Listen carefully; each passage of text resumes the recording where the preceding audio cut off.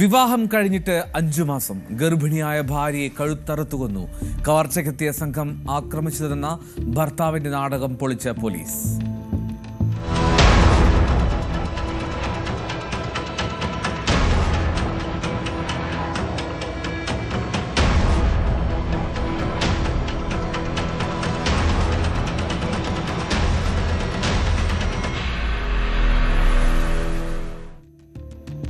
ഹരിയാനയിലെ ബഹദൂർഗഡിലാണ് ഞാൻ ഈ പറഞ്ഞ സംഭവം.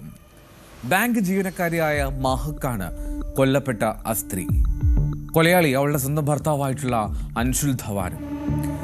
വാലന്റൈൻസ് ദിനാഘോഷമൊക്കെ നടത്തി. അതിനുശേഷമായിരുന്നു ഭാര്യയെ ഇങ്ങനെ കൊന്നു തള്ളിയത്. ആഘോഷത്തിന് പിന്നാലെ വൈകുന്നേരത്തോടുകൂടി ഭർത്താവ് ഭാര്യയെ കൊലപ്പെടുത്തുകയായിരുന്നു. തങ്ങളുടെ വീട്ടിൽ ആരോ അതിക്രമിച്ച് കയറിയെന്നും കവർച്ചയായിരുന്നു ലക്ഷ്യമെന്നും അതിനിടയിൽ ഭാര്യ കൊല്ലപ്പെട്ടു എന്നുമുള്ള കഥയുണ്ടാക്കി പോലീസിനെ തെറ്റിദ്ധരിപ്പിക്കാനാണ് ഇയാൾ ശ്രമിച്ചത്. ഞായറാഴ്ച രാത്രി ആ കൊലപാതകം നടക്കുന്നു.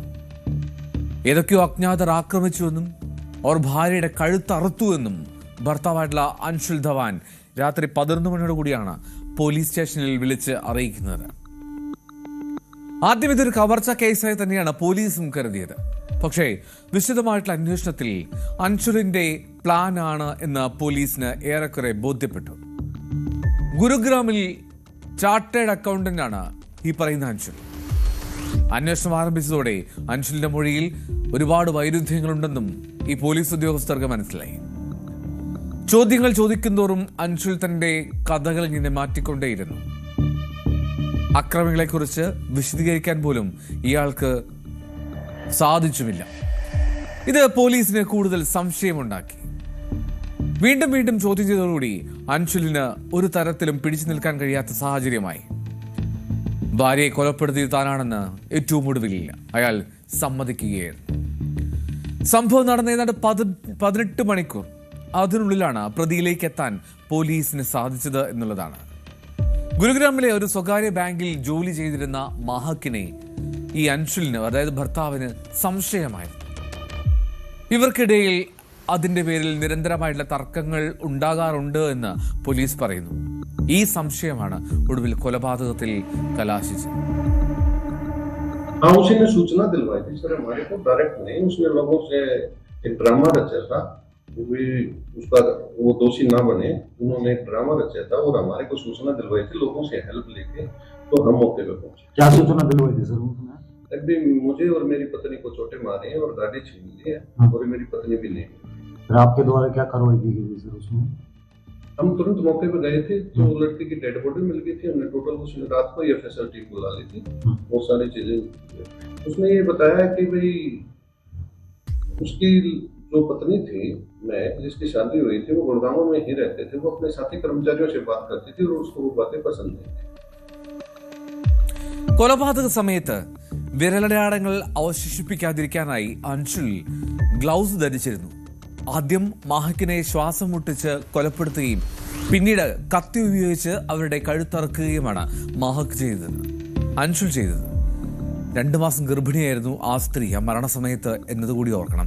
അവരുടെ വീട്ടുകാർക്ക് താങ്ങാൻ കഴിയുന്നില്ല. അവരുടെ സഹോദരനും സഹോദരിയും ഏങ്കലടിക്കുകയാണ്.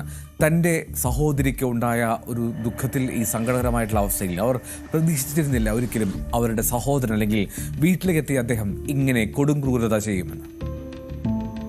बहन थी जिसके साथ ये उसने इतना गलत कदम किया, गलत चीजें, हथियार अपनाया, उसकी गर्दन काटी हथियार से।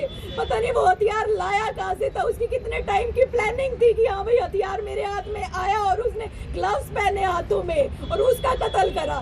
और उसको मैं ये चाहती हूँ कि मेरी बहन को अब इंसाफ दो और उस हत्यारे को कड़ी से कड़ी सजा दो, उसको मौत के घाट उतार दो। बस मैं यही चाहती हूँ कि उसको कड़ी से कड़ी सजा दो। मुझे ये इन्फॉर्मेशन उनके लड़के के पिताजी ने ही दी है। किसके शक पर कैसे क्या हुआ? मुझे और तो कोई भी नहीं, मुझे मेरे जीजे पे शक है। पहले कभी कोई झगड़ा किसी तरह का? अभी 4 महीने पहले ही शादी हुई है। झगड़ा तो कोई भी ऐसा नहीं था, लेकिन अब क्या बात हुई है वो तहकीकात में पता लगेगा। ഹിസാറിൽ താമസിച്ചിരുന്ന അൻഷുലും ഹാൻസിയിൽ നിന്നുള്ള ഈ മാഹിക്കും കഴിഞ്ഞ വർഷം സെപ്റ്റംബർ 25-ാം തീയതിയാണ് വിവാഹിതരായത്. അതായത് വിവാഹം നടന്നിട്ട് ഏതാണ്ട് 5 മാസമാകാൻ പോകുന്നതേ ഉള്ളൂ. അപ്പോഴേക്കും സ്വന്തം ഭാര്യയെ കൊന്ന് ഒരു നാടകം കളിക്കുന്നു ആ ഭർത്താവ്. ഒരു തരത്തിലും ഒരു സാഹചര്യത്തിലും മനസ്സിലാക്കാൻ കഴിയാത്തതെന്നുള്ള ക്രൂരതയെ തന്നെ അതിനെ കണക്കാക്കണം.